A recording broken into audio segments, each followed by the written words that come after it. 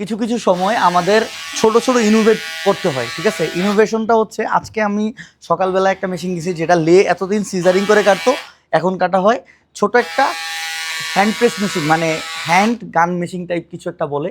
তো এগুলো কিন্তু বেশি প্রাইস না, বাট আমাদের কোয়ালিটি এগুলোর উপরও কিছুটা নির্ভর হয়। তো আমরা চেষ্টা করি আমাদের ফ্যাক্টরিতে যতটুকু আপডেট থাকার। তো সেই অনুযায়ী আমাদের ফ্যাক্টরি অনেকটাই ছোট। অনেকে কমেন্টস করেন যে আমাদের ফ্যাক্টরি এত কম মেশিন নিয়ে ফেসবুকে এত বকর বকর কেন। কিন্তু মানে আপনাদের এই জিনিসটা বুঝতে হবে যে আমার বিজনেসটা হচ্ছে অনলাইন ভিত্তিক। আমি কোনো লোকাল একটা দোকানে যেয়ে অর্ডার নিচ্ছি না ভাই, আমি কোনো বাইং হাউসে যাচ্ছি না, আমি কোনো শোরুমে যাচ্ছি না, বা আমি বিদেশিদের পাচারতেছি না যে আমার অর্ডার দেন। তো আমি চেষ্টা করতেছি আমি অনলাইনে কতটুকু আগানো যায়, প্রতিদিন 200-300 অর্ডার পাই, এটা আমি আমার নিজের মতো করে।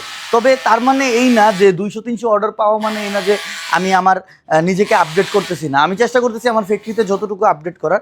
আমার ফ্যাক্টরির একটু ভিতরকার ভিডিও দেখাই। আমি কিন্তু এখানে বয়লার যে আয়রনটা, এই বয়লার আয়রন চেষ্টা করতেছি, বড় বড় গার্মেন্টসের যে বয়লার আয়রনটা থাকে, আমি চেষ্টা করতেছি আমাদের এখানে বয়লার আয়রন করার।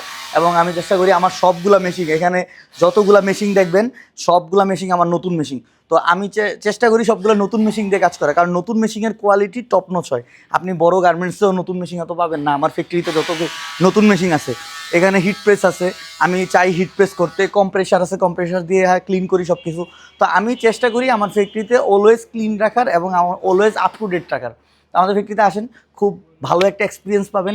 যদি অর্ডার দেওয়ার জন্য নাও হয়, আমার ফ্যাক্টরিতে এসে ঘুরে যান, ইনশাল্লাহ ভালো কিছু পাবেন। Thank you.